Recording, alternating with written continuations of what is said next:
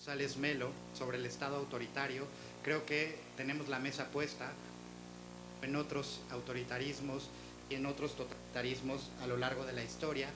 Vamos a tener un panel integrado por 6 ponentes que nos van a ir llevando por distintas geografías. Este panel es que más nos entusiasmaba en el comité, justo porque cuando empezamos a concebir la idea de a las lógicas de dominación y resistencia, el fascismo, sus formas contemporáneas resonaban muy fuertemente en las ideas que queríamos traer a discutir acá. La primera de nuestras panelistas es Laura MOURE CECCHINI. Ella es profesora asistente de Historia del Arte en la Universidad Colgate University, donde imparte cursos sobre historia institucional y recepción crítica de las vanguardias y modernismos globales. Su investigación actual se centra en la reimaginación del barroco en la Italia moderna, con un enfoque especial en el periodo de entreguerras. También estudia los intercambios artísticos y culturales entre Italia y América Latina, en particular México y Argentina, durante el ventenio.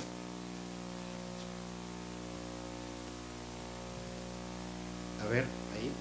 Su investigación ha sido apoyada por becas del National Endowment for the Humanities, el Center for Italian Modern Art, la Bolsa Collection y la Italian Art Society. Su trabajo ha aparecido en The International Yearbook of Futurist Studies, Italian Stories y Secondo Capitale Culturale, entre otras publicaciones. Próximamente publicado en el número de 2019 de Edificio. Ok, ahora.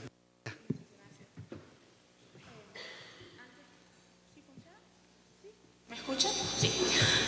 Antes que nada quisiera agradecerle al Instituto de Investigaciones Estéticas y al Comité Científico de este coloquio por la invitación. He de confesar que antes de ir a estudiar a Estados Unidos, y a donde he pasado los últimos 10 años de mi carrera, hice una maestría en filosofía en la UNAM y sigo estando muy agradecida a nuestra máxima casa de estudios por esa oportunidad. Me avergüenzo un poco de tener que leer en inglés, pero mientras tanto he perdido la capacidad de escribir en español. Pero, por supuesto, la parte de preguntas la podemos hacer en la lengua que prefieran. Así que, con una disculpa por eso, empiezo. ¿O no? Sí. Let me begin with a still life painting made by Italian-Argentinian artist Victor Cúnsulo in 1931. Cúnsulo depicted a wooden sculpture of the Holy Family, as well as an inkwell and a box of crayons. Amongst the books on the table is an issue of the short-lived monthly Augusta, one of the first Argentinian journals fully devoted toward coverage. Cúnsulo has also prominently placed 2 references to the Buenos Aires-based association Amigos del Arte and its activities in 1930. On the left, a luxurious version of the Gauchesco poem Martín Fierro, a touchstone of Argentine national identity. Sponsored by Amigos del Arte, this edition was illustrated by Arturo Belloc, a politically radical engraver. On the right, the catalog of the 1930 Amigos del Arte exhibition of Italian Novecento painting.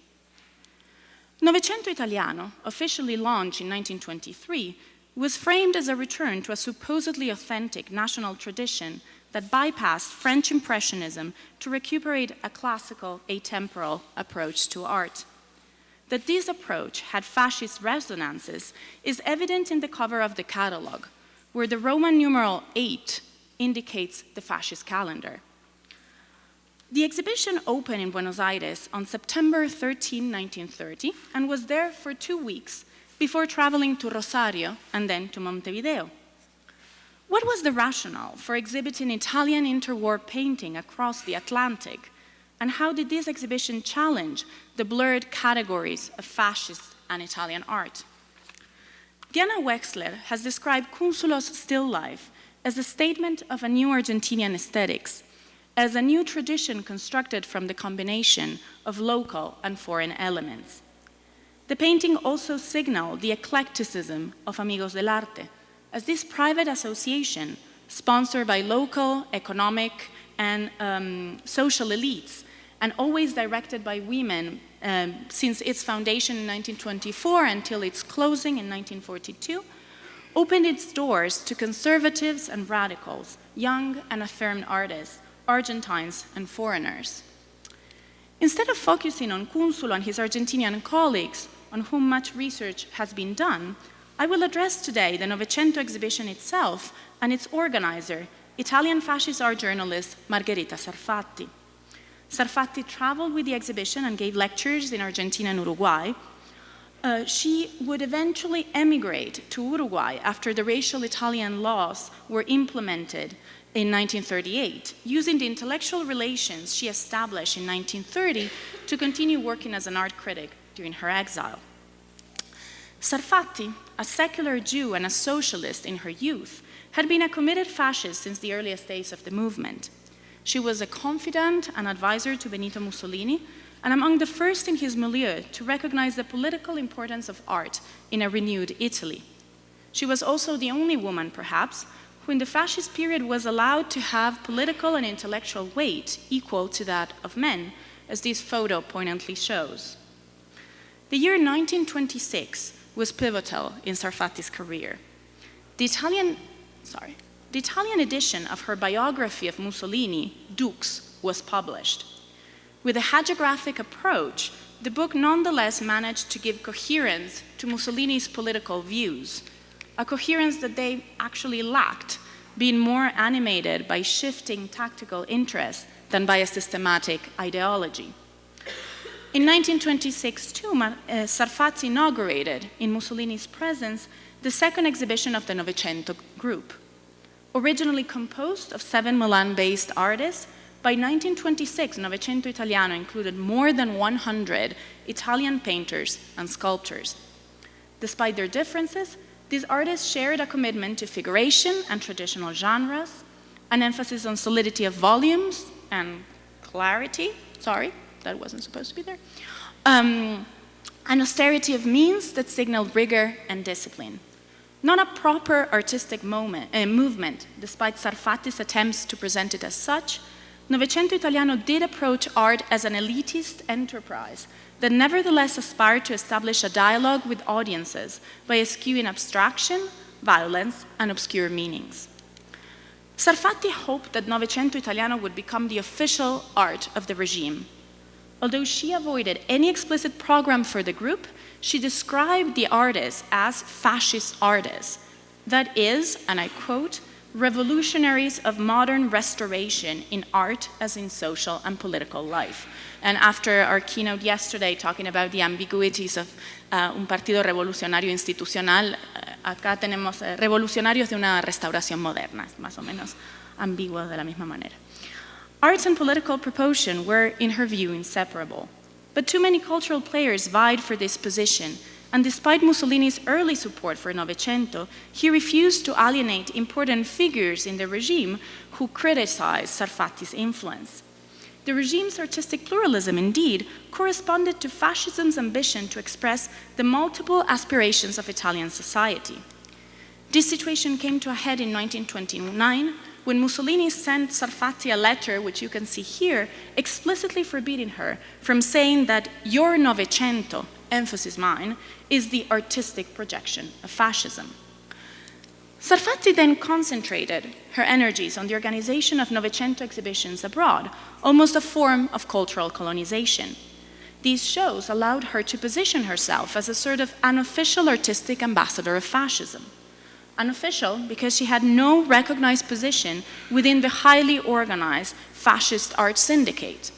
Widowed since 1924, independently wealthy, Sarfatti was an eloquent public speaker and a polyglot, so she was an ideal promoter of Italian art and politics on an international arena.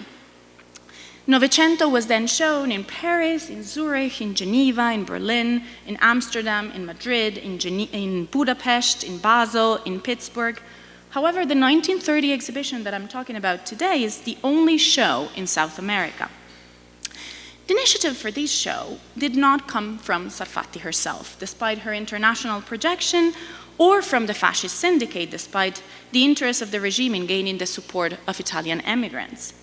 Rather, it was a group of Italian journalists and entrepreneurs based in Argentina who saw the pertinence of a show in Buenos Aires, and in 1927 asked Amigos del Arte to invite Italian artist and art critic Ardengo Soffici to organize a show of Italian modern art in Argentina, offering their exhibition rooms for free.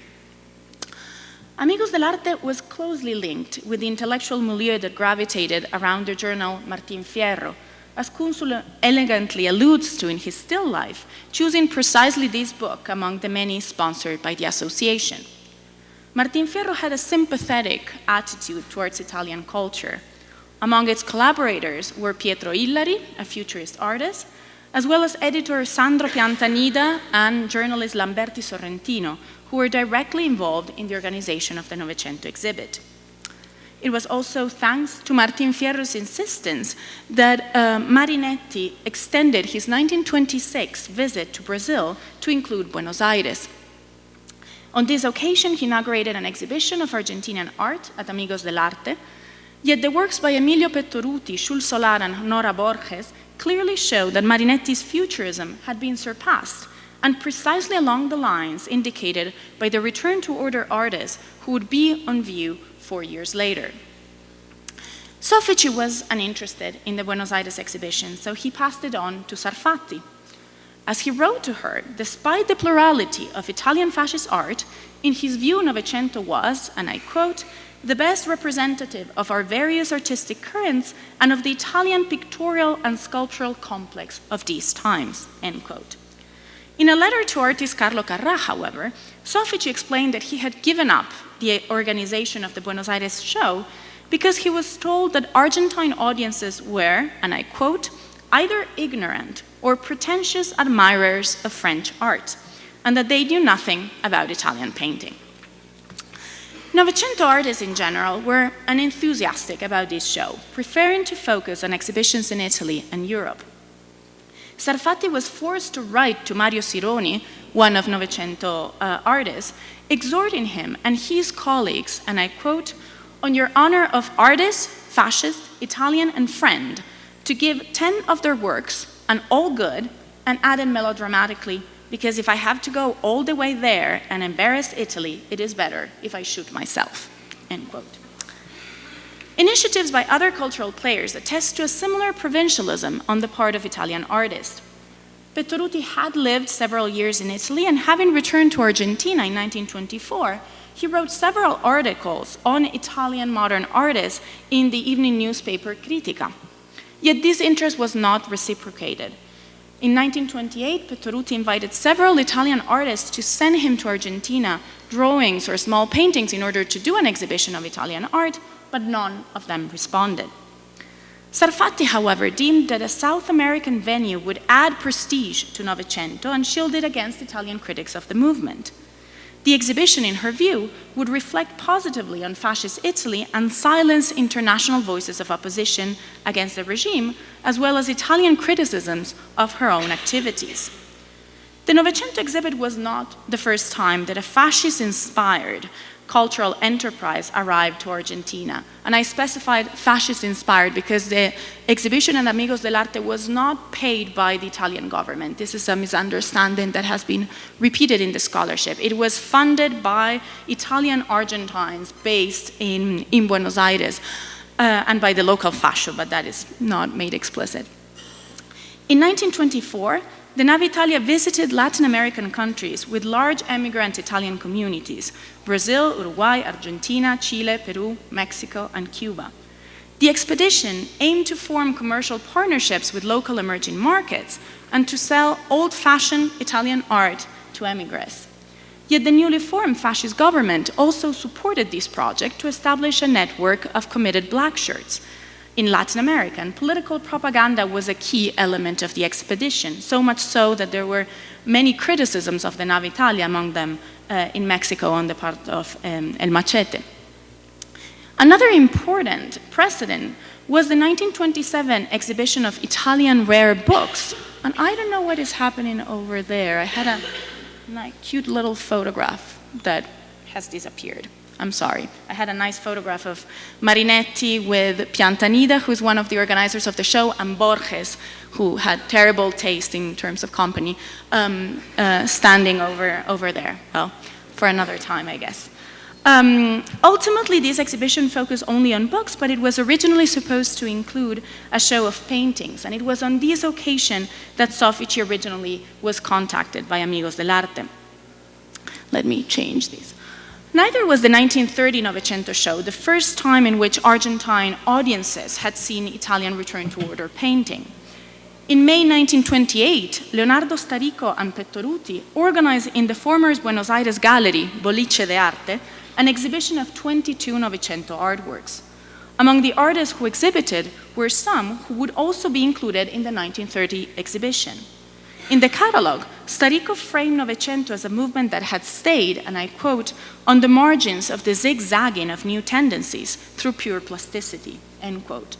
Thus, Argentinian middle-class audiences were already acquainted with the elegant classicism of Novecento, which was a safe choice to showcase Italian culture without offending any political sensitivities. The Novecento exhibition in Amigos del Arte was among the largest shows of the movement abroad, including 46 different artists. It showed a quite inclusive overview of Italian art of the time, exhibiting high-quality works that had been celebrated in Italy and in Europe.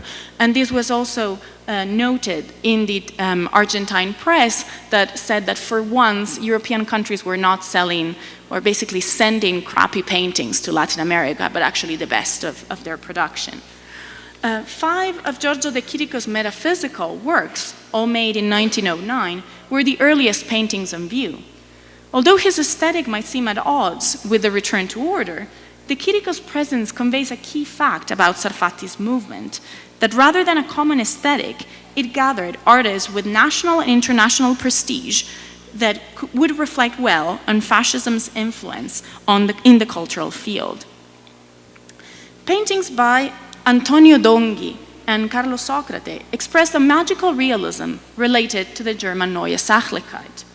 By contrast, other artists included in the show, like Carlo Carrà, Ardengo Soffici, and Giorgio Morandi, re-elaborated 19th century genres such as landscape and still life. Even neo-futurist painting by Enrico Prampolini and Pippo Rizzo were in view. 2 works, Carrà's La Casa Roja and Casorati's Nude Rosanna, entered the collections of Buenos Aires Museo de Bellas Artes, while Argentine and Italian collectors acquired other works on view. The Novecento artists had been asked to keep their prices low in order to encourage acquisitions. The strategy worked so well that 14 works had been sold by the end of the vernissage. The only explicit references to the fascist regime in the exhibition were a portrait of Mussolini by Massimo Campiglio, now lost, and the only sculpture in the show, this bust of Benito Mussolini by Adolfo Wild, which opened the catalog with a full-page photograph. Sarfati herself had commissioned this bust in 1923 to celebrate the first anniversary of the March on Rome, and it decorated the 1929 edition of Dux, which you can see on the left. As Sarfati wrote, the inclusion of this work in the exhibition was meant to, and I quote, evoke to Italians in distant lands the image of the creator of the new Italian generation, end quote. What happened to these busts, however, is something of a mystery. It seems that the Argentine organizers decided to hide it from view, as it is completely unmentioned in the press, as well as in the exhibition's checklist, which you can see here, published in Spanish. And in his memoirs, Pettoruti claims that he was the one who was in charge of the curatorial decisions of the space, that he asked Sarfati to not see the exhibition until an hour before the vernissage. So when Sarfati arrived, she found herself that the bust was not on view. And according to Pettoruti, Sarfati started screaming, "Oh, il duce, il mio duce." But Pettoruti was adamant that the bust was too ugly, too fascist, and didn't belong to the exhibition. I do not fully believe Pettoruti's account. I think there's a lot of poetic license there, especially since the checklist already doesn't include the bust. However, something happened between the publication of the official catalog, which happened in Italy, and the actual exhibition that basically made these busts busto non grato, I guess, is the way to approach it. Indeed, to gain a wider audience in Buenos Aires and avoid the political insensitivities of the Nave Italia, which had alienated non-fascist Italian immigrants, Sarfatti toned down the exhibition's fascist associations and highlighted its Italianness. This had been a condition for the exhibition since it was first suggested to Soffici. It had to be presented as an Italian rather than a fascist enterprise, even if the local fascists supported it economically, and Sarfatti visited local fascist associations in Argentina. The rationale for this move was twofold: to avoid further exasperating Mussolini and anti-Sarfatti fascist critics, and to prevent further divisions among the local Italian community. Mussolini's name did appear in the honor committee of the exhibition, yet when the secretary of the National Fascist Party offered to write the introduction to the catalog, Sarfatti refused, precisely to avoid such close connection between Novecento and politics. And in the catalog, she doesn't mention in any way the political beliefs of the artists themselves.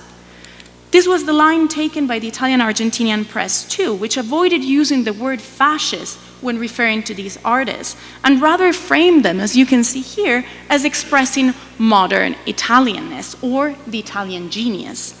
The leap from Italian genius to fascist was not hard to do, but it was never made explicit by Sarfatti herself in her interviews with the Argentinian press, although she did in those she gave in Italy. Yet while in 1924 it was a misguided decision to push on the fascist component of the Nave Italia, in 1930 to downplay the fascist associations of the Novecento exhibit was a lost opportunity. The show, indeed, opened a week after the fascist-inspired coup of José Félix Uriburu, when Argentinians were very interested in Mussolini's ideology.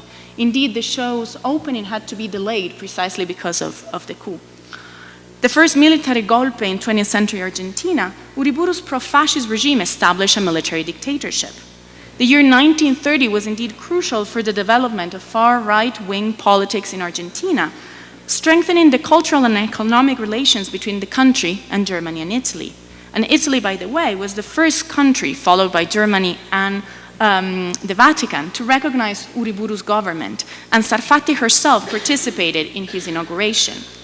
Whether because of this political timeliness or because of genuine curiosity towards Italian art, audiences crammed the room of Amigos del Arte, and the Argentine press devoted several articles to the show. After she returned to Italy, Sarfatti wrote an article analyzing for Italian audiences the wave of revolutions, her term, in accordance with the fascist idea of a conservative revolution, that had spread throughout Latin America. She presented Uriburu's coup as the equivalent of Mussolini's takeover, as an insurrection, and I quote, of young and honest people against a regime corrupted by senile weakness, end quote. In an attempt to tie in the Amigos del Arte exhibition to Uriburu's coup, she also reported that in the 2 weeks that the exhibition was open, Argentine audiences only spoke of two things, I quote, the National Revolution and the Italian exhibition, end quote.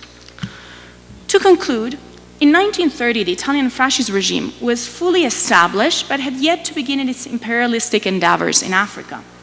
Due to the Latin essence that Italy and Latin America allegedly shared, Mussolini's regime used here a colonial strategy very different from the one it employed in Africa, based on art and culture rather than military occupation and economic exploitation. The Novecento exhibit is just one example of this form of cultural imperialism and its ambiguities, but there were many more which I plan to explore in future research. For example, the representation of Latin America under the guise of the picturesque as empty lands ready for Italian economic intervention in the magazine published by the touring club Italiano Le Vie d'Italia dell'America Latina, which you can see on the left, or the 1934 exhibition of Italian rationalist architecture in Argentina, and in the same year, essayist Eduardo Mallea's cycle of conferences in Rome and Milan, among many others. Yet I hope to have shown today that the Buenos Aires Novecento exhibit was particularly symptomatic of the tensions and challenges of defining a fascist art in Italy and of implementing it abroad. The global translation of the Return to Order was an example of the mobility of modernism and reveals a network of cultural players for whom fascism did not challenge but actually reinforce modernist values. And in Sarfatti's archive I found a copy of that edition of Martin Fierro, which we saw in Cunzulo's painting, which was donated to Sarfatti in 1940, so after she had left Italy and was in exile in Uruguay and Argentina. Thank you very much.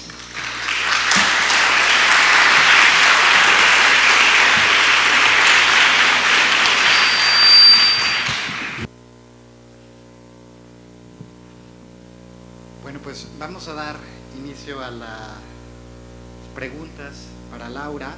Tenemos aproximadamente 15 minutos, entonces vamos a aprovecharlos lo mejor posible. Ya hay preguntas en la audiencia. Débora Dorotinsky en la segunda fila, por favor. Sí, tiene que ser con micrófono por la grabación.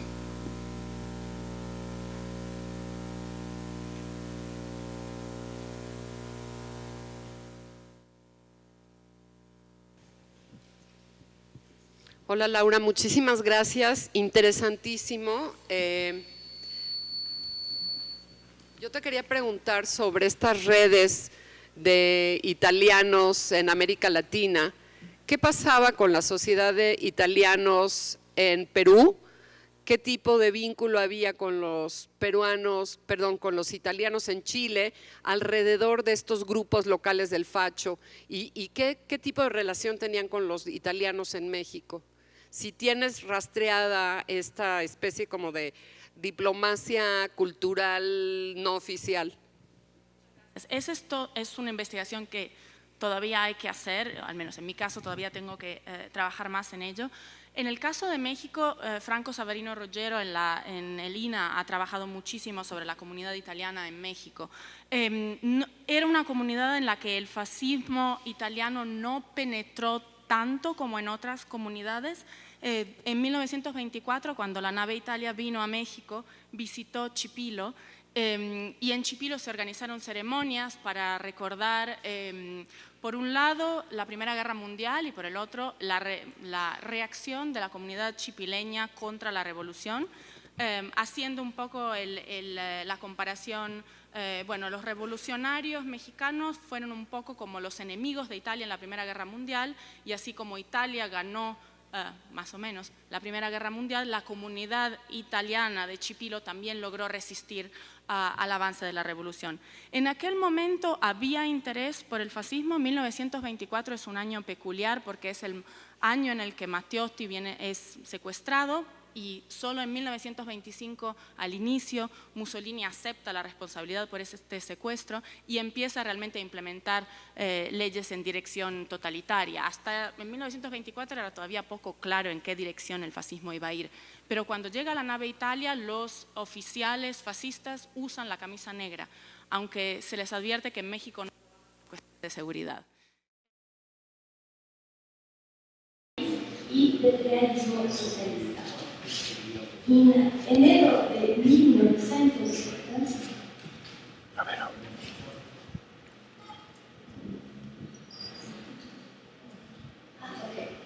en enero de 1936, Benjamin escribió en una carta a Alfred Cohen que, por el momento, el ensayo programático del que le hablé, la obra de arte, se encuentra en Moscú.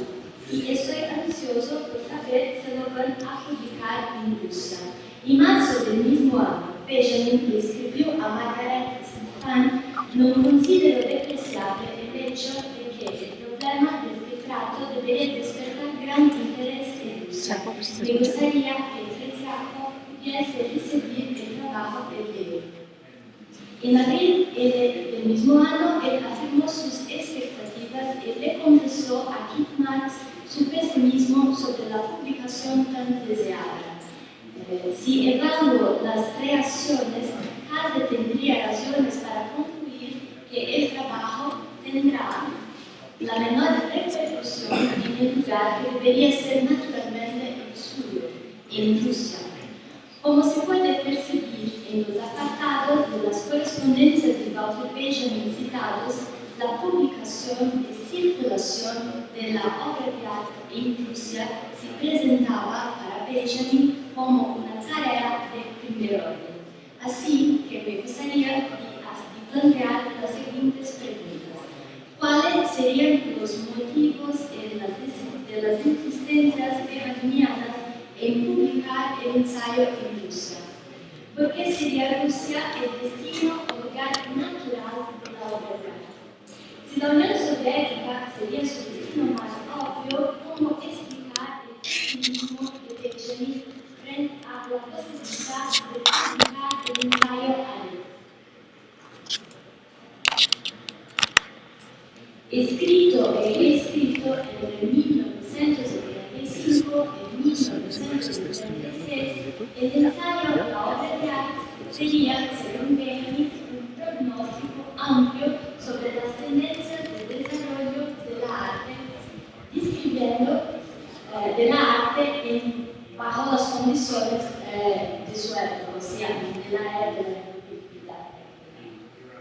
Benjamin concluyó la obra de arte describiendo la estetización política fascista y evocando como su contrapartida crítica y antítesis dialéctica la politización de la arte feminista. Aunque Benjamin concluya el texto evocando la politización de la arte, en el ensayo en cuestión él discute poco la evocada respuesta feminista. Gran parte del ensayo se destinaba a pensar la producción artística cuando apropiada por el fascismo.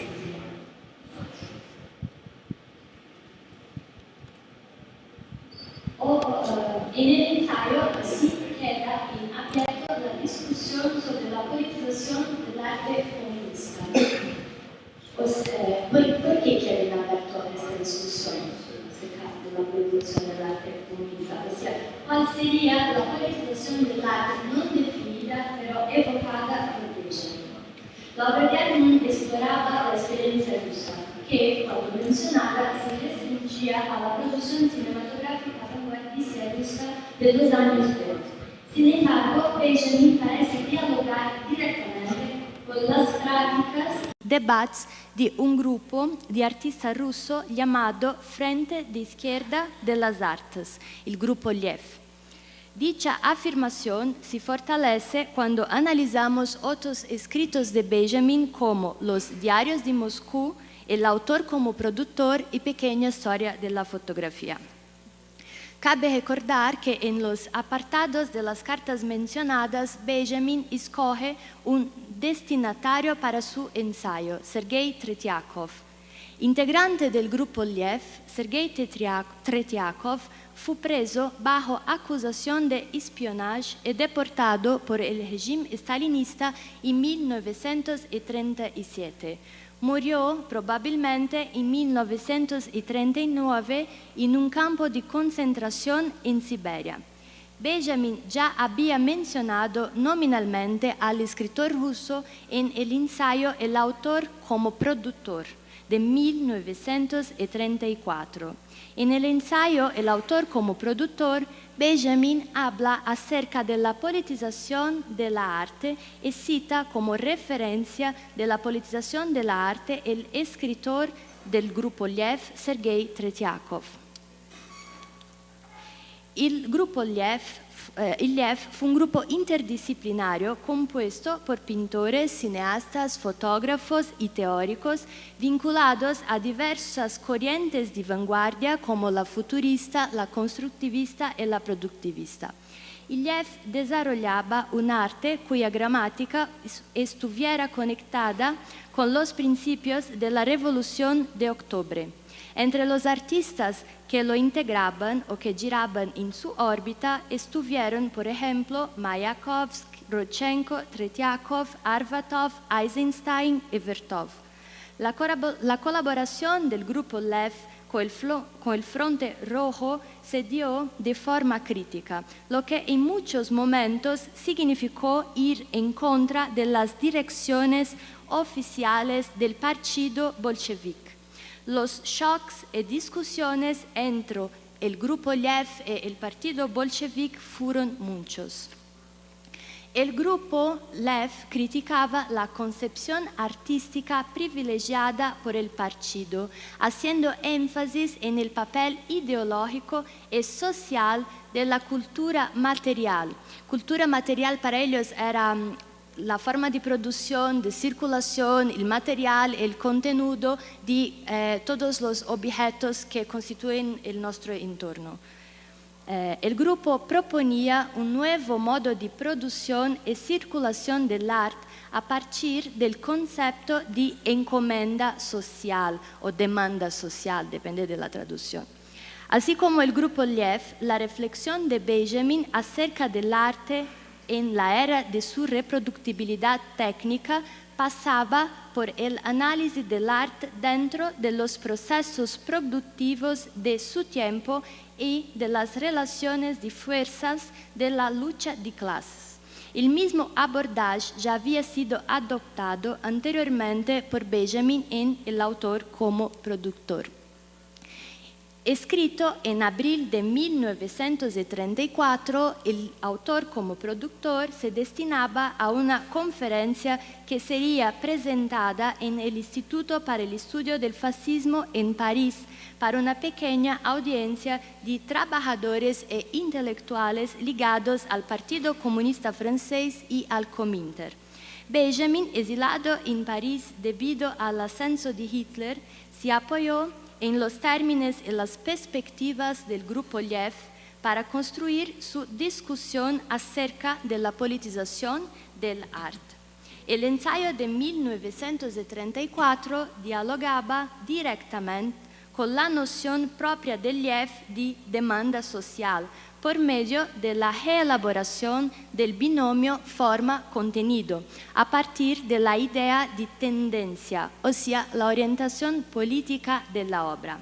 Al vincular recíprocamente la idea de la tendencia política y la tendencia artística de una obra, Benjamin, así como el grupo XLIII, se oponía a la línea dominante en el campo artístico de la Unión Soviética y del mismo Comintern. Esto porque la articulación entre la tendencia política y la tendencia artística, así como la inserción del arte dentro de la producción entendida bajo el concepto de lucha de clases, indicaba no solamente la superación de una obra fundamentalmente propagandista, como fue el caso del realismo socialista y stalinista, sino también el papel activo del arte en la organización de la cultura material de una sociedad. Sobre la influencia de la experiencia rusa en el desarrollo de la noción benjaminiana de tendencia, vale destacar el texto Respuestas a Oscar Schmidt de 1927 de Benjamin, originalmente publicado con el título La película Potemkin y el arte de tendencia. El texto preveía puntos llaves del ensayo de 1934. Celebraba las obras de Eisenstein, así como Tretiakov fue miembro de la XLIII, y criticaba a artistas de izquierda del periodo cercanos al partido usando la noción de tendencia. Así, podemos pensar que al retomar los debates del grupo XLIII en una conferencia destinada al PC francés y al Comintern, Benjamin asume una postura crítica a los simulacros stalinistas de la revolución y al rumbo de la Unión Soviética.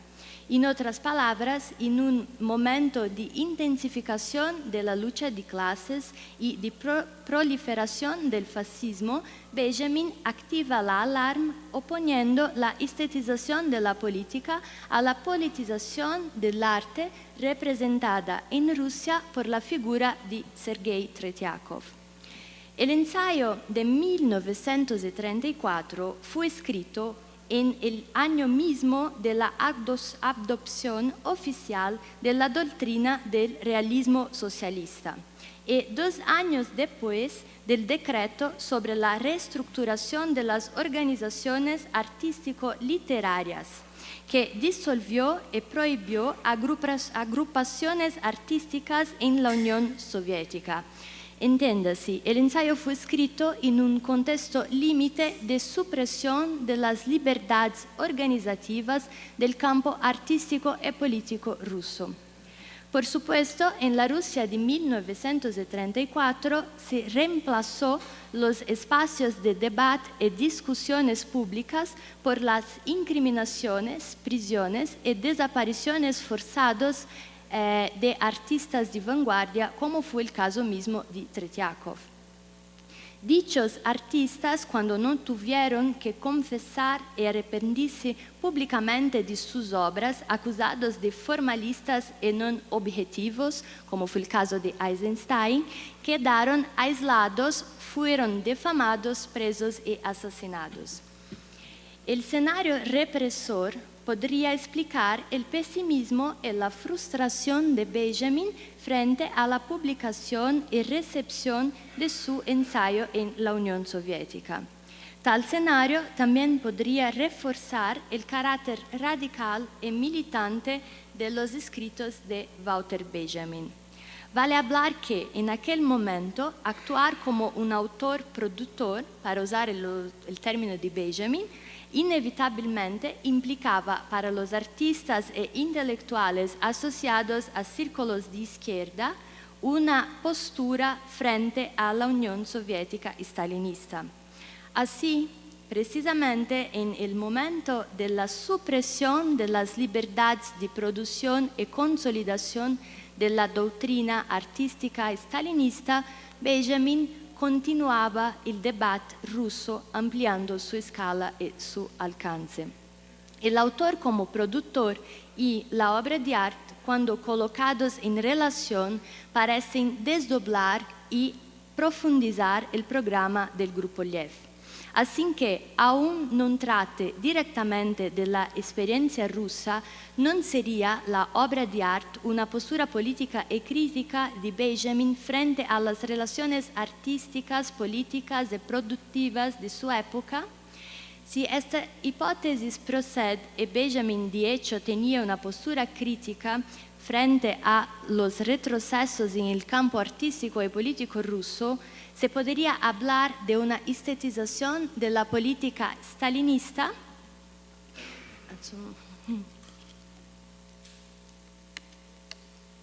Benjamin estuvo en Rusia entre 1926 y 1927. En sus diarios de Moscú se pueden ver las críticas férreas a los refluxos de la Unión Soviética. Vale destacar que entre las críticas a las prácticas políticas y artístico-culturales del partido bolchevique, Benjamin hizo el uso de términos análogos a los utilizados por él 9 años después para su estudio acerca de la estetización de la política fascista. No es difícil encontrar apartados de los diarios de Moscú en que Benjamin ya denunciaba la estetización de la revolución en Rusia, el culto de la imagen de Lenin y la reintroducción de elementos capitalistas con la llegada de la nueva política económica en 1921. El autor afirma que existe un intento de detener la dinámica del proceso revolucionario en la vida del Estado. Hubo un ingreso, queriéndolo o no, en un periodo de restauración. Benjamin incluso usa el término capitalismo de Estado en uno de los apartados en el que cuestiona el carácter restauracionista de la NEP. Benjamin no tuvo una postura pública al respecto del régimen económico soviético y, según todo indica, no insistió en el uso del término capitalismo de Estado. De cualquier manera, las evidencias presentadas aquí apuntan para una lectura crítica más allá de la izquierda, de la oposición de izquierda y de la oposición unificada rusa. Sabemos que durante su pasaje por la Unión Soviética, Benjamin estuvo en contacto con oposicionistas como Heish, Grigor Lelevich y Kohl Radek. Cabe mencionar que en el que el Grupo XLIII fue un opositor férreo de la nueva política económica y que algunos de sus integrantes, como Boris Arbatov, por medio de la asociación entre la pintura de Cabalet y el sistema de producción capitalista, denunciaban al partido por la reintroducción de prácticas capitalistas. La crítica a la supervivencia de elementos capitalistas y a la supresión de los conflictos de clase por medio del vaciamiento de la política, la depolitización de la vida de los ciudadanos soviéticos y de la estetización de la revolución que se pasaba en la Rusia stalinista, no se trataría de una denuncia no publicada a la versión stalinista de la estetización de la política. O sea, la estetización de la revolución no sería una variación de la estetización de la política. La gran dificultad y el interés en publicar la obra de arte en el territorio ruso pueden ser algunos de los motivos por los que Benjamin no habló explícitamente de la estetización de la política stalinista. Silencio este que correspondría a su alineación táctica y bastante costosa al lado de la Unión Soviética en caso de una guerra, como afirmó en 1938. 2 años después de haber escrito la obra de arte, Benjamin escribió en una carta a Horkheimer que, mientras hablaba de la postura de él mismo y de Bertolt Brecht frente a la Unión Soviética de Stalin, él escribió: Brecht y él mismo seguían considerando por ahora, aún con reservas importantísimas, a la Unión Soviética como agente de sus intereses y en el caso de una guerra estarían perfilados al lado de la URSS, aunque tal postura fuera bastante costosa, pues sacrificarían sus propios intereses como productores. Benjamin concluyó su carta afirmando que, a pesar de reconocer los horrores que se verifican en el régimen stalinista del gobierno ruso, personal y autocrático, Brecht no consideraría rechazar a la Unión Soviética. Son pocos los apartados, textos, cartas y diarios en que Benjamin se refiere nominalmente al realismo socialista. Cuando lo hizo fue por medio de elipsis como en el texto Pintura y Arquitectura, Fotografía y Cine. Texto probablemente inacabado, no destinado a publicación, pero que acompañaba los escritos para una versión ampliada de la obra de arte. En este texto, Benjamin justapone la discusión sobre el realismo socialista a casos de cooptación y represión artística fascista, apuntando así los riesgos mortales y las potencialidades políticas de la actualidad de la pintura en la lucha contra regímenes autoritarios. Más de una vez en sus escritos personales y en sus cartas, Benjamin registró contraposiciones entre los casos italiano, alemán, estadounidense y ruso.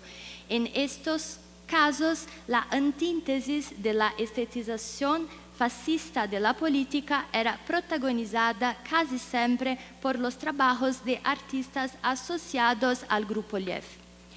Así, corriendo el riesgo de las imprecisiones y distorsiones comunes a las lecturas y análisis de diarios, manuscritos y textos fragmentados con publicaciones póstumas, lanzó aquí la posibilidad de haber en los textos de Benjamin, aunque sea explícitamente, una crítica al carácter coercitivo del realismo socialista y una denuncia a la estetización de la política stalinista.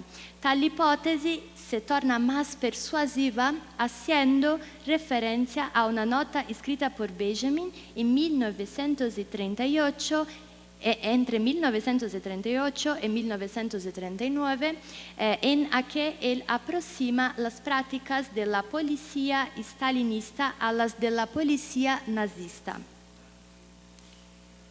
Según el investigador Michel Lovy, el análisis preciso de las notas, diarios y correspondencias, así como los círculos de amistad de Benjamin, apuntan para la admiración de Benjamin por Trotsky, su distanciamiento exponencial del stalinismo y su aproximación a oposicionistas anti-stalinistas.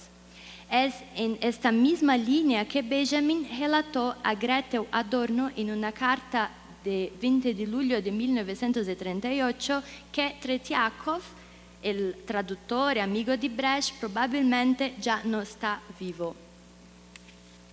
Así, abriendo y ampliando el debate del Grupo Liev en un momento de represión y retroceso, el ensayo La obra de arte en la era de su reproducibilidad técnica puede ser pensado como un dispositivo de crítica, munición y oposición estratégica a los refluxos de la Unión Soviética y a las apropiaciones del arte, no solo por la industria cinematográfica y por el fascismo, sino también por el stalinismo.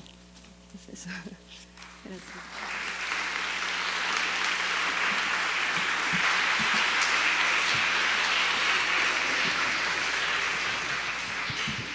Gracias, Clara.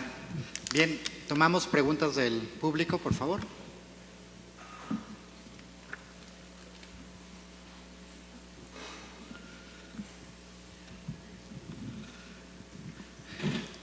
Hacia el final de tu ponencia, finalmente vino algo que yo venía pensando todo el tiempo mientras te escuchaba, y era la relación que había entre Benjamin, el Grupo Liev y Trotsky, y la noción de vanguardia. Y en ese sentido, me gustaría que elaboraras un poco más sobre la relación entre vanguardia y lo que habilitaba la imagen técnica con cuestiones como el montaje, el fotomontaje, el collage y aquello de lo que acusaban a Einstein de ser estrictamente formalista. Todo el tiempo estaban esas cuestiones que tienen que ver más con las posibilidades de la imagen técnica, y quería saber cómo se relacionan con este contexto político y de relaciones intelectuales tan interesante que dibujaste. Yo pienso que la cuestión de la reproducibilidad técnica para este grupo es muy importante, ¿no?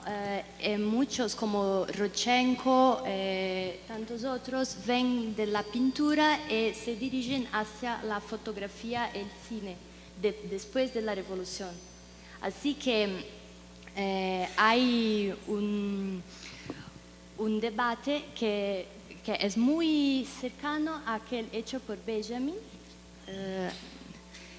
sobre la posibilidad de la reproducibilidad técnica, popularizar la arte y también romper con la idea del autor genial, de la idea del arte burguesa, de la pintura como la pintura en museo. Así que ellos venían en el montaje, la fotografía, una forma de construcción colectiva, ¿no? Ellos trabajaron mucho con dos grupos llamados los correspondentes obreros, los correspondentes fotógrafos obreros. Esto influenció mucho a Eisenstein, Vertov, Rodchenko a pensar un tipo de producción artística no autoral, sí colectiva, como un proceso de producción un poco así. Pienso que hay muchos ejemplos a donde esta idea de fotografía, cine, vanguardia y ruptura con las ideas tradicionales de arte se conectan en este grupo, pero claro, podría hablar mucho. Y, por último, una cuestión fáctica. ¿Por qué Benjamin tiene la esperanza de publicar en Rusia una obra que está escribiendo entre 35 y 36, cuando ya desde enero de 29 expulsan a Trotsky y después a un montón de otros intelectuales? Es decir, me parece hasta un poco ingenuo de parte de Benjamin. Y también pensaba en quién podía ser quien específicamente censurara o dijera esto no se puede publicar en ruso. Es decir, ¿cuál es la inteligencia rusa que hay detrás? Si tenía que ver con el contenido o era más bien con el grupo y las afinidades intelectuales con las que tenía que ver Benjamin. Yo pienso que el proceso ruso es muy, hasta 1934, es muy disimulado, ¿no? Así que las prohibiciones, censuras no eran directas e explícitas. Como por ejemplo en 1921 Lenin pidió que reduciesen el número de publicación de Mayakovsky y aumentó el número de publicación de otros grupos de artistas. Así que ellos hacían esto en manera informal. No es que es para un grupo, pero hay que ver con el contenido y con algunas figuras. Pero hay un control muy raro en este periodo, hasta 32, 34. Pero aunque hasta 32, 34 hay un tipo de control, ainda habían espacios de debate, especialmente para extranjeros, ¿no? Porque Moscú contó mucho con el apoyo de intelectuales y artistas extranjeros, incluso los invitaba para visitar, para hablar, y hacía una cosa mucho retórica. Así pienso que Benjamin había más posibilidad de hacer esta discusión que los rusos mismos en este punto. También pienso que, es un poco esta la discusión, pienso que las cosas que él escribe son muy conectadas con aquellas del grupo Lev, que es un grupo que ha repercusiones fuera de Rusia. Muchos de estos artistas continúan trabajando bajo el gobierno stalinista porque han reconocimiento fuera. Así que eso es también una forma de ayudar a salvar vidas de esos artistas, ¿no? Si son reconocidos fuera. Muy práctico. Perfecto. ¿Alguna pregunta? Elena Chávez, y después acá hay otra pregunta más en la primera fila. Hola Clara, muchas gracias. Yo estaba pensando que haces una exploración muy interesante de situar el contexto histórico y de las discusiones políticas de la época de Benjamin, que es súper importante para situarlo. Supongo que en Brasil pasa lo mismo que acá, que es que Benjamin es multileído y multicitado. Pero más allá de ese recorrido que haces, creo que me gustaría preguntarte por la coyuntura actual. O sea, ¿qué tanto, después del despliegue histórico que marcas, Benjamin podría ser una herramienta para seguir pensando los fascismos contemporáneos?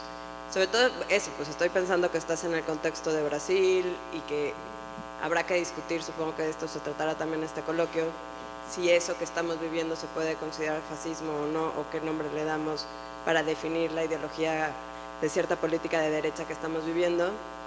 Pero qué tanto en un contexto tan diferente, con una política tan diferente, con unos medios de reproducción tan diferentes, con una producción artística tan diferente que a la que pensó Benjamin, todavía las herramientas hipermodernas de Benjamin en un marco de una izquierda internacional y demás nos puede servir para pensar ciertas formas de resistencia.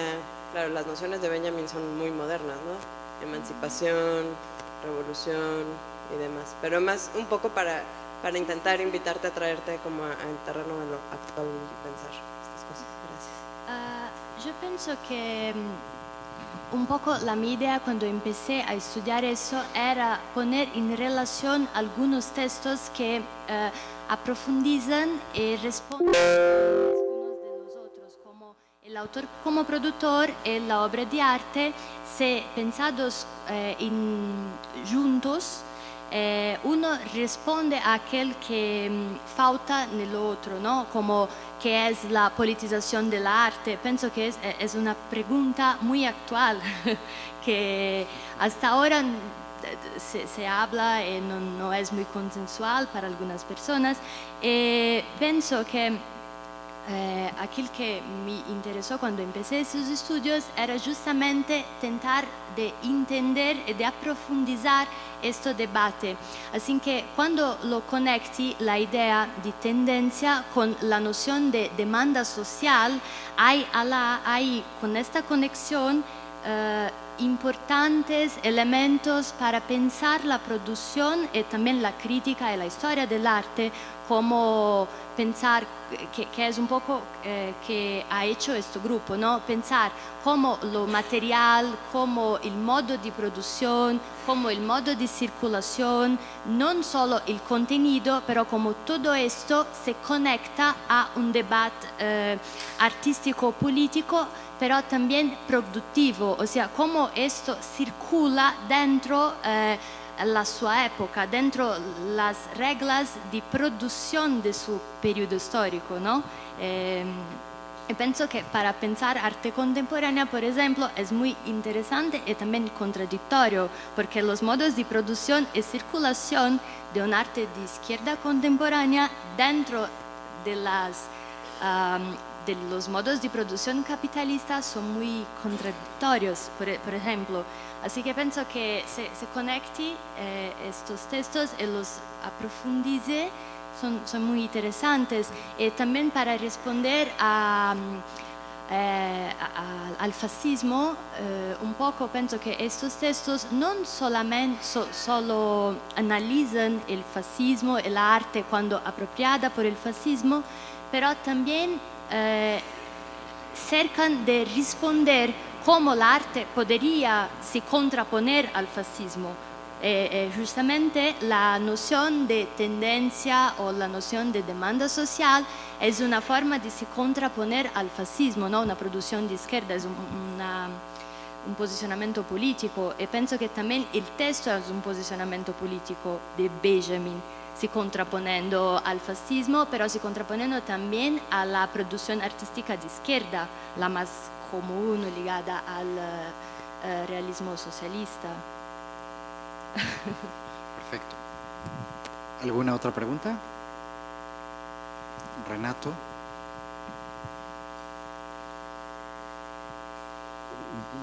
Muchas gracias por la ponencia. De Bertolt Brecht hay bastantes testimonios que lo sitúan en una suerte de teleología histórica que lo habría hecho de poner toda idea de resistencia por la convicción de que el comunismo iba a ganar y él no quería que a Brecht lo censuraran en el futuro mundo comunista o alguna cosa así. La pregunta que me hago al escucharte es si Benjamin, que sobre la noción de historia tiene ideas bastante más sofisticadas, podría haber compartido en alguna medida esta teleología histórica.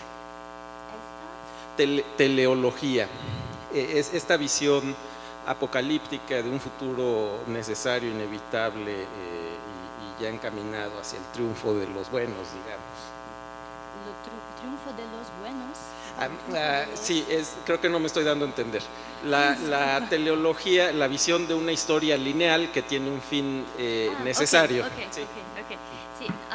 Pienso que el texto Tesis sobre el concepto de historia y tantos otros, pero principalmente esto, hablan justamente en un abordaje no lineal de la historia, ¿no? O también la idea de imagen dialéctica, que es algo del pasado que viene al presente, hace conexiones con su tiempo histórico, pero es siempre un abordaje poco evolucionista y lineal. Pienso que él también critica, por ejemplo, la lectura dominante de la Segunda Internacional, por ejemplo, ¿no? Esta lectura que hay capitalismo, después habrá el socialismo, ¿no? Etapista. Penso che él está mucho más conectado con discusiones como las hechas por Trotsky de la Revolución Permanente, que es muy compleja, o también con discusiones como las hechas por Gramsci, que son discusiones donde hay un abordaje no lineal y no evolucionista de la historia. Sí, pero hay un po' catastrófica también de la historia, ¿no? Que Lucero, por favor.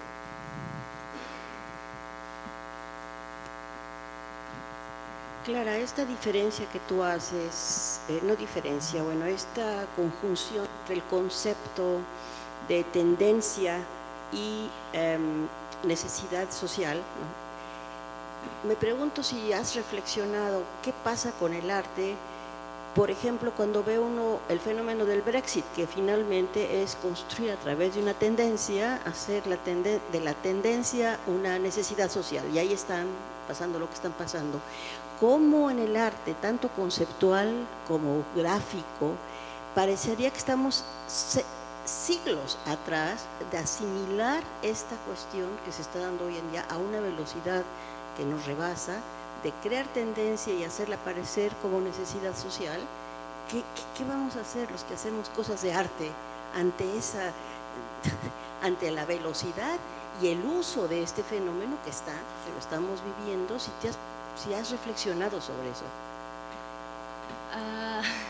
No he reflexionado sobre eso, sobre la idea de tendencia e encomienda social, el Brexit, pero sí, pero pienso que la producción de una necesidad social es un poco... Penso che si può pensare tutta la industria cultural, il capital cinematográfico, il fascismo como formas estructurales de creación de tendencias y de necesidades sociales a partir del Estado, de aquellos que detienen los medios de producción. Así que pensaría en esta dirección. De acuerdo. Bueno, una más, Alicia.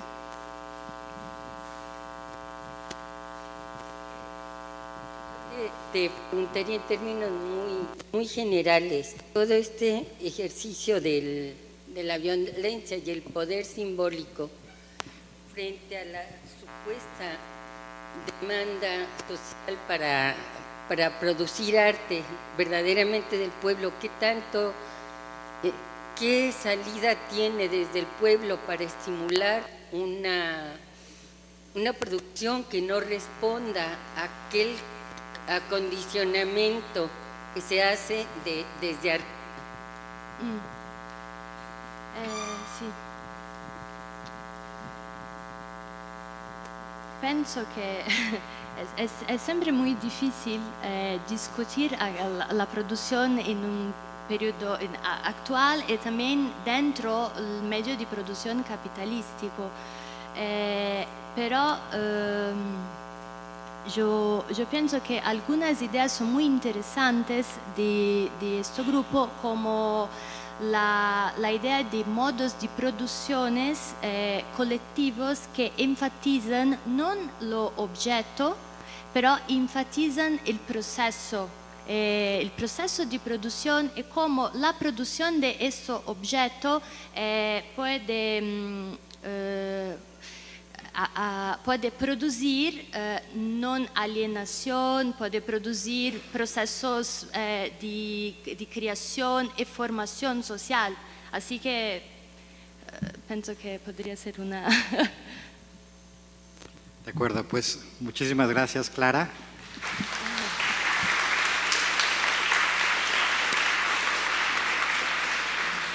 Invitamos a Danielle Stewart, nuestra siguiente ponente. Danielle realizó su doctorado en el Departamento de Historia del Arte del Graduate Center de CUNY, la Universidad de la Ciudad de Nueva York. Es nacida y criada en el Bay Area de San Francisco, educada en Utah y actualmente reside en Harlem. También ha vivido en Curitiba, Brasil. Esta amplia gama de espacios americanos fundamentalmente son los que informan o influencia en la investigación de Daniel, que destaca el impacto de la fotografía en el desarrollo de entornos urbanos, físicos y sociales. Daniel completó su licenciatura y maestría en la Universidad de Brigham Young.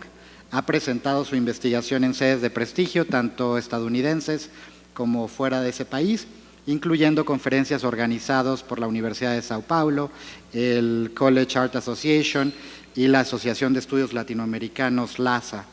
Su trabajo ha aparecido en publicaciones del Museo de Arte de la Universidad de Sao Paulo, el Instituto Moreira Salles y la Fundación Cisneros y Art.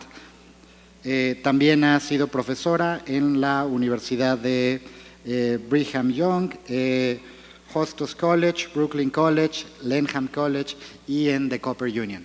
Bienvenida. Gracias.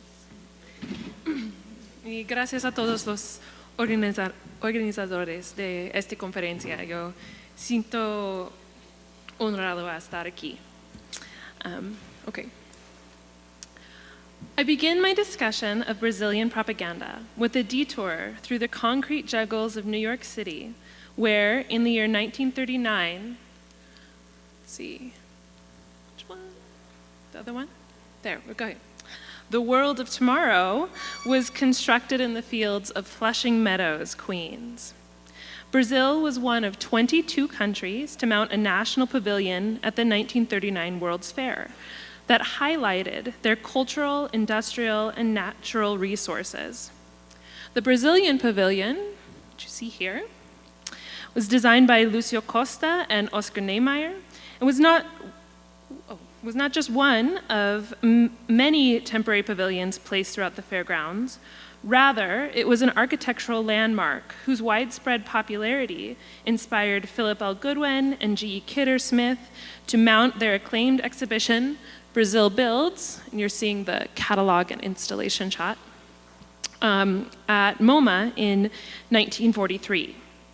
Costa and Niemeyer's pavilion repeated many of the same elements made famous in their design for the Ministerio de Educação y Cultura. It was a white, reinforced concrete modernist box, elevated on pilotis, with plate glass walls protected by brise-soleil louvers. Surrounding the pavilion was a Roberto Villemarx-esque garden with exotic flora and fauna indigenous to Brazil. A lily pond with storks, a snake pit, an aquarium, an orchid house, and an aviary. The landscaping invited pavilion visitors into a modern yet exotic environment that attempted to encapsulate the Brazilian ethos. Inside the pavilion, flanked by monumental social realist panels by Cândido Portinari, the Brazilian government under Getúlio Vargas distributed pamphlets on agricultural production, especially coffee, mining and mineral reserves, and tourism. And here you're seeing the cover of one of the pamphlets on manioc or cassava production. Even in the 1940s, tourism was an important part of the Brazilian economy, and it would become more so over the course of the following decade, as Vargas's Estado Novo government increasingly produced travel-related propaganda at the encouragement of the dictator's daughter and cabinet member, Alzira Vargas. And here she is with her father. For Alzira, tourism-promoting propaganda served the dual purposes of supporting local economies, both directly and by encouraging capital investment, and of helping to legitimize her father's dictatorial regime by offering an idealized view of Brazilian development. In 1939, the same year as the World's Fair, Alzira pushed her father to create the Departamento de Imprensa y Propaganda, or DIP, for the express purpose of encouraging tourism.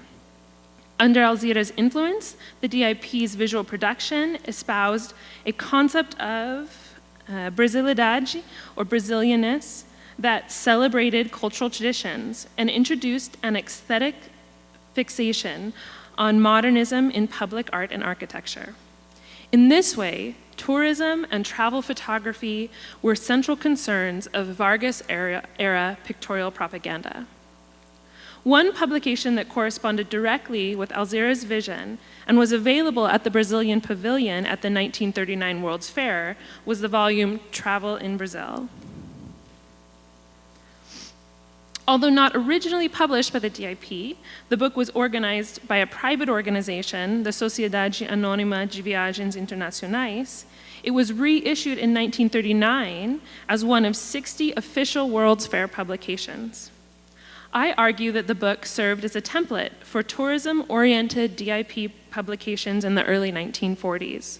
Furthermore, the photographers and agencies responsible for creating the photographs in the book largely went on to photograph other DIP projects, including an ambitious attempt to document the first 10 years of Vargas's rule from 1930 to 1940 for a proposed but never published album known as the Projeto Campanema. Travels in Brazil stated as its objective, quote, to lure the visitor, to direct him, to marvel at Brazil's splendor, and to give testimony to the manner in which the development of Brazil is making great strides, end quote.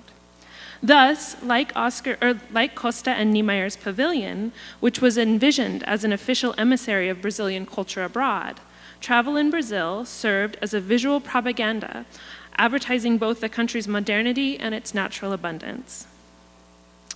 As a visual and literary text, Travel in Brazil had enhanced didactic potential to impact its readers' understanding of Brazil's social and physical landscapes. The preface to the volume, written in English, outlines the various appeals of Brazil's distinct regional centers: Rio de Janeiro, the national capital; industrial, cultural, and luxurious São Paulo; colonial Bahia; metropolitan Belo Horizonte; and Recife, an American Venice. The preface also assured readers that the country, while expansive, could be enjoyed, quote, by easy and comfortable means of transportation, end quote. Offering up the Brazilian landscape like a series of courses on the menu of an elegant restaurant, the book suggests that the country can be ocularly consumed through the act of reading and travel, either experienced or vicarious. Maps, like this one, sketch the itineraries for travelers wishing to both see the country's outstanding attractions and study her economic possibilities. These captions affirm that Travel in Brazil's primary objective was to advertise Brazil's potential for capitalization and bears witness to the strong ties between commercial and civic propaganda in the Brazilian context. In 1945, as well as the nationally operated Empresa Nacional de Fotos Aéreas. In contrast to the panoptic aerial view of São Paulo, photographs of the colonial centers near Belo Horizonte, like Ouro Preto, as well as Salvador and Recife, showcase the city's Baroque architecture.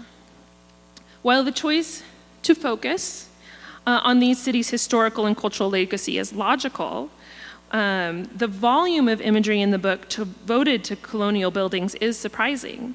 A total of 36 pages, or more than a dozen photos for each of the three regional centers. The section on Salvador also includes one of the album's few pictures of people, a typical market scene with two Bahian women carrying baskets on their heads. These images relate to sketches of northeastern Brazilian women made over 100 years prior by traveler artists like Jean-Baptiste Debray and Johann Moritz Rugendas. Oh, and I wrote in a comparative. Isolated from our infrastructure, architecture, and other signs of modernity, the women look as though they have stepped out of a Debray sketch. Although Salvador was the Brazilian capital during the colonial period, there are no signs of those old routes of power in the photographs. Instead, Northeastern identity is rooted in historical churches and racial typologies. As a rule, moving northward through the album's itineraries means increasing contact with history, the natural world, and Brazil's non-white populations. Although these conventions of depiction are rooted in both local realities and traditions passed on from the colonial period, I argue that the Vargas era marks their translations into tropes of photographic documentation. This becomes evident when the following itineraries travel back down the coastline from Rio towards Curitiba and Porto Alegre, the country's southernmost regions. Even though Salvador and Porto Alegre were of comparable size in the modern period, the former bore few signs of modernization in its photographic representation, while the latter is portrayed with the same sleek aerial architectural views used to document São Paulo in the south. Here in the south, the landscape is traversed by railroads, highways, and steamships, rather than the sailboats common in views of the north. And so you have here the traditional fishing jangadas from Recife that were kind of featured as modes of transportation in the north versus the newly engineered railway tunnels on your way to Curitiba. Okay, where did I go? Okay. The final itinerary in the book heads north from Porto Alegre along the coast all the way to Belém and then by plane to Manaus. As the tour progresses northward, photographs increasingly portrayed natural and primitive objects until arriving at the Amazonian capital, which is represented by orchids, palm trees, and tropical birds. The portrait of Brazil's less developed northern regions was not fabricated, but it was essentializing. In addition to codifying regional identities, the organization of travel in Brazil, which emphasized observation, progress, and empirical knowledge through the inclusion of maps, reportage-style text, and technologically oriented imagery, set the tone for commercial and artistic photography throughout the 1940s and 50s in Brazil. As Robert Harriman and John Lógicas have argued, photographs, particularly iconic photographs, serve several functions, estaduais de informação e propaganda, that monitored media imagery so that it reinforced Vargas prescribed local brands.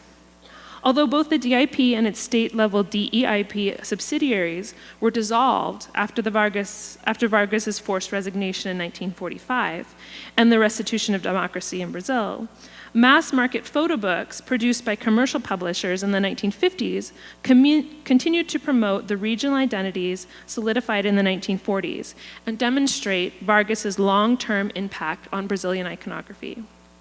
The DIP's ideological and pictorial legacy is thus linked to the visual re-education of mid-century Brazilians into a version of national modernity rooted in racial whiteness, infrastructural development, and a photographic documentation. While a great deal of attention has been paid to the artworks that opposed and resisted Brazil's military dictatorship in the 1960s through 80s, considerably less attention has been directed toward the Vargas dictatorship's impact on the visual arts. This can be attributed to several factors: the military dictatorship's greater brutality in enforcing censorship laws, the Vargas dictatorship's emphasis on radio broadcasts and other forms of non-visual propaganda, and the lack of a strong countercultural movement in the 1930s and 40s. However, I contest that the lack of visual imagery, I contest that the visual imagery produced by Vargas's DIP made a significant impact on the development of Brazilian art, especially on the country's burgeoning photographic scene. Travel in Brazil, a paragovernmental publication and the precursor to a tidal wave of documentary photographic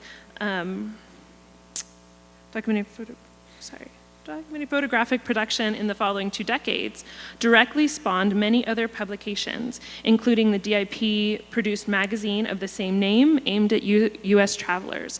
And so here you're seeing covers of Travel in Brazil magazine, which was produced in Brazil by the DIP, but shipped to the United States to promote international tourism.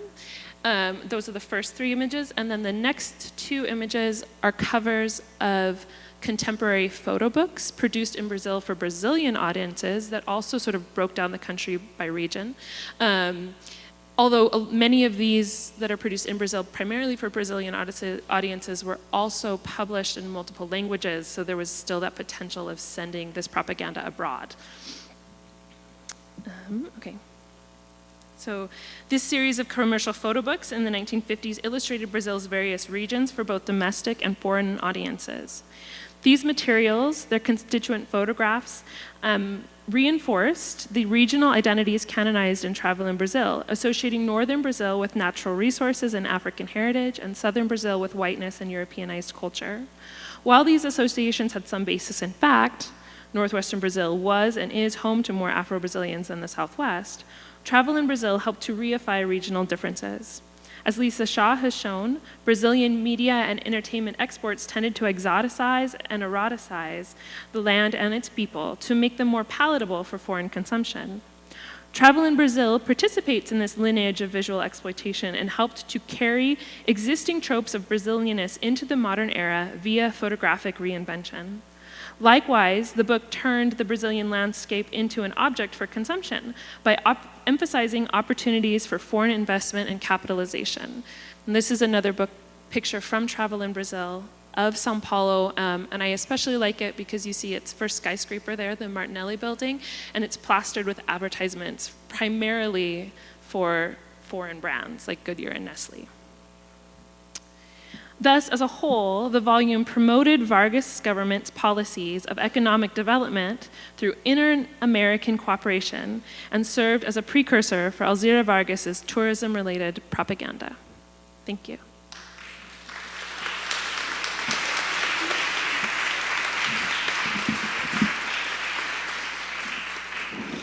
Muchas gracias, Daniel. Pensando en el contexto de la mesa, ¿necesitas tiempo? Yo pienso que puedo entender en español, pero bueno, quiero tener esto solo así en español. Okay. Considerando las otras ponencias que hemos escuchado hasta ahora y los debates más amplios sobre el fascismo, me gustaría saber qué piensas sobre la era Vargas, que realmente es un caso un poco, digamos, inédito y ambivalente en su relación tan efectiva con los Estados Unidos y el programa o la política del buen vecino, pero con un modelo que resuena también con algunas de las dictaduras de los años 30. Entonces, quería saber cómo este caso concreto que nos traes aquí de propaganda turística aparentemente inofensivo se puede leer en un contexto geopolítico más amplio como el que se está dando en los años 30. Well, one of the things that attracted me to this project, and one of the reasons I think it's interesting, is that I found, as I looked at propaganda from the Vargas era, that while a lot of the audio propaganda and the newsreels really had a domestic audience, much of the printed material and the photographs were intended as sort of an international propaganda. And so we tend to think of propaganda as something, maybe primarily aimed at a domestic market or within one's citizens. But this is very much not the case with this travelogue and with a lot of the photographic propaganda that came out of Vargas's regime. And I think that we are seeing some of that also in some of the other talks that have been about how these dictatorships marketed themselves abroad. And I think that what's maybe most significant to me about that marketing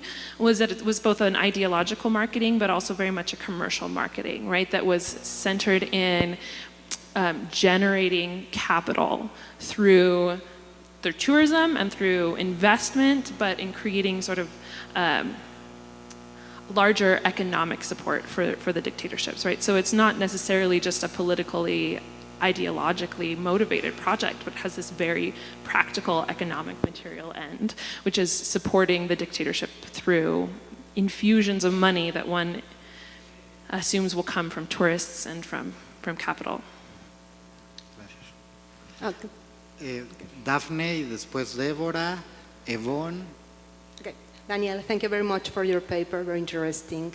So I am wondering about the propaganda models on the DIP visual productions, especially in the terrace and on the forest. Can you talk further about it? Sorry, about the... About the propaganda models on the visual productions in DIP, so especially in the terrace and the forest. So can you talk further about it? Yeah, I kind of got into this project recognizing the Vargas dictatorship as a fascist dictatorship and expecting there to be just this huge production of visual imagery, and there is, but also, his major, I think, propagandistic project was thwarted. It was never published, which is this Proyecto Camanema. And so the archive of images is still there at the Fundación Getulio Vargas, and I can't remember the name right now. I meant to look it up this morning, but there is a scholar in Brazil working on this project and trying to sort of recreate what it might look like and thinking about how photography would have been used to sort of re-educate Brazilian citizens visually. But because it was never published, it never got out at the time. And it was primarily, he postulates, not published because a lot of the photographers working on the project were German. And there was a sort of a backlash against them. People accused them of being spies against the Brazilian government. And actually, many of those same photographers worked on this project as well. But I think this was able to be published before that backlash really hit. But so what I'm saying is, unfortunately, a lot of the images didn't circulate as widely as maybe they were intended to circulate. And I would still like to see more work done as well on illustration. I know that I've seen a few examples, but I haven't been able to find the archives of those. And so I think that's another place that's ripe for more investigation. But having said that, a lot of Vargas's emphasis was on radio programs and written production, and those are very ample and available, and they provide good background for this sort of information, but they unfortunately were not illustrated. Débora, Ewan, y luego Lucero. Hello, Danielle. Thank you so much. It is a really exciting topic of research, and I have a few comments, more than questions, but maybe you can expand from that. Well, yes, it is true that some of these photographers are foreigners, and that we won't see the local photographers producing until O Cruzeiro starts publishing these images, like Eloise Costa has already shown. Yeah.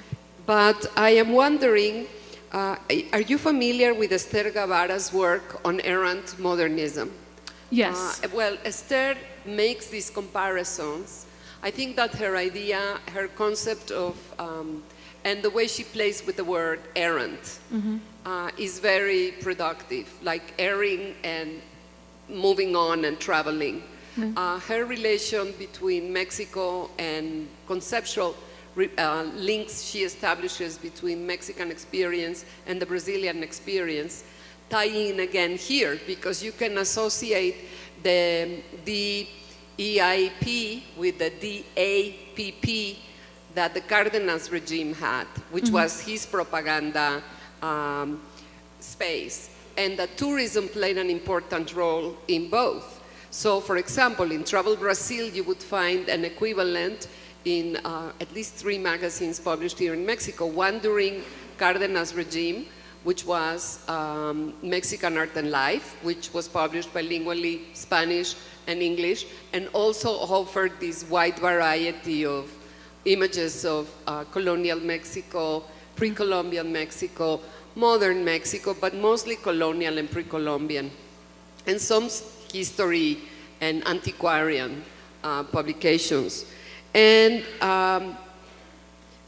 what might the relationship be between the Cárdenas and the Vargas regime as far as exchanging these experiences and these propaganda programs, which I think is a little bit where Daphne was going with her question. Have you run across letters, correspondence, any kind of exchanges between the propaganda project that Alcira proposed to her father and the propaganda program that in 37, 38 Cárdenas thought of?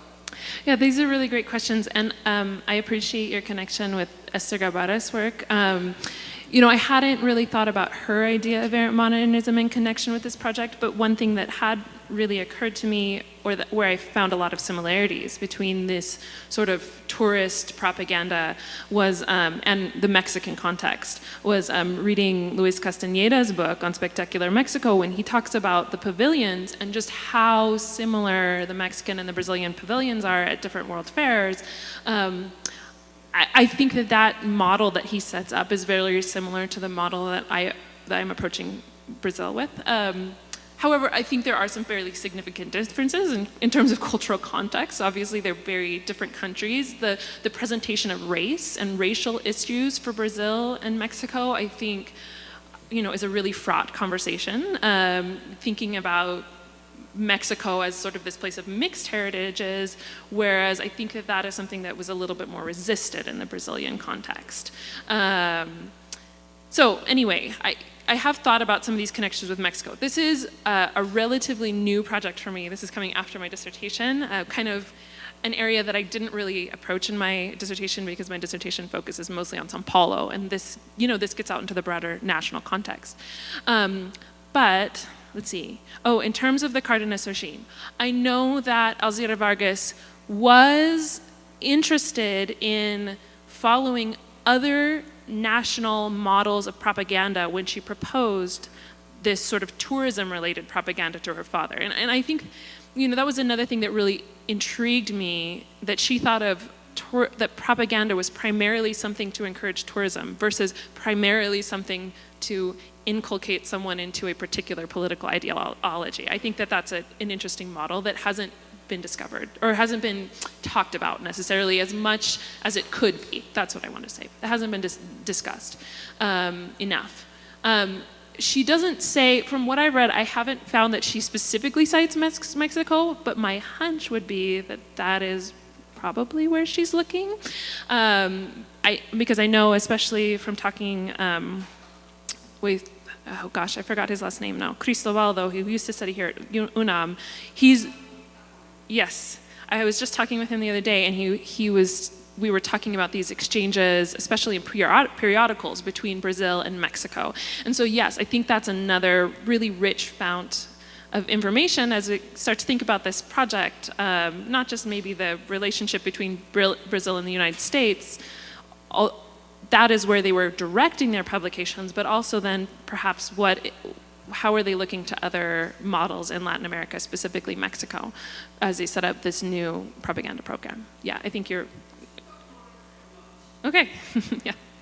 Yvonne Levy. Hi, thank you for your talk. I'd like to continue on that same theme of the link between tourism and also investment, but tourism and propaganda. And, you're right that, to think of this as propaganda, and they set up an agency with the term in the title, which is very clear, but, advertising and political propaganda, the term originally was used for both. So, one doesn't have to assume that the word propaganda necessarily meant political propaganda. But of course, in your context, there is something about that. But the question I wanted to ask was, it's not a question in your future research on this.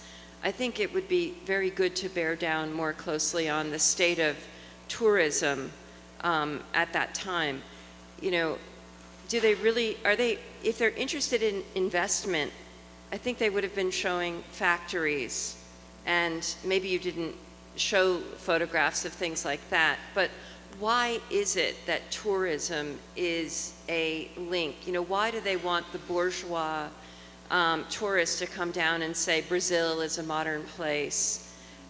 Tourism, I don't know what their expectations were for an influx of money into the country, but just to make a connection to what Hitler was doing, when Hitler built roads, they made posters about them. So the modernization of cities in the 30s was a source of a kind of tourist propaganda, right? To show the country off and to show what the leader was doing to the country. So even though, it looks like it's about the modern city of Brazil, it reflects back on the ruler anyway. So don't be fooled by that aspect of it. But my question is more about, what did they expect out of tourism more specifically in this time? You may not have an answer to it, but... Well, I have a couple, I don't know, maybe going towards an answer.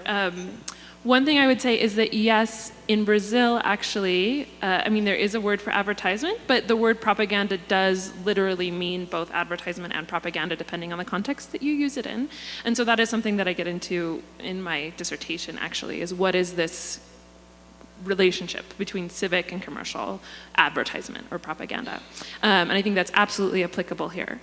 In terms of, you know, the link between tourism and capitalization, I think that specifically in the Latin American and in the Brazilian context, from the colonial period, there's this long history of displaying the natural resources of Brazil as opportunities for capitalization. I mean, you see that from the earliest scientific expeditions.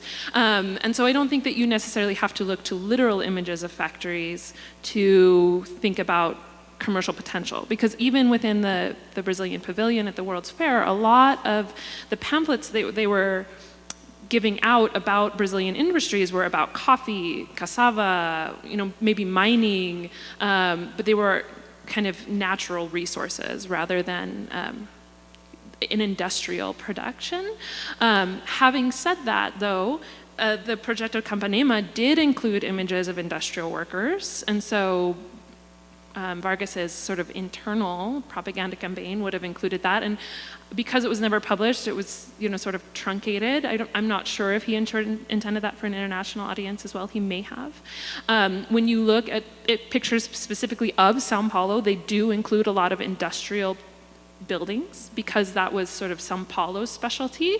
But when you're looking at the country as a whole, they tended to focus more on urban landscapes and sort of those aerial views that I was showing. The skyscrapers themselves were seen as evidence that industrialization was happening without necessarily showing an industrial building.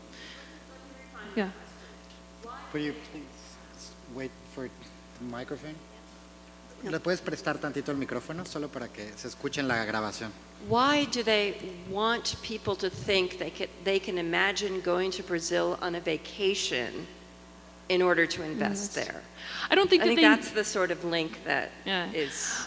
And maybe I do need to spend that would be something I could spell out more overtly in the paper. I don't think they thought that people needed to go to Brazil in order to invest, but I think that Brazil has such a long, rich history of foreign capitalization. So in São Paulo, for example, the tram system and the electricity system were both operated by a Canadian company.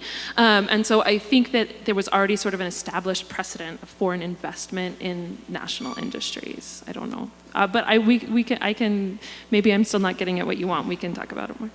Estamos ya sobre el tiempo, así que les pido a Lucero y a Rachel, so please just be very short in your question.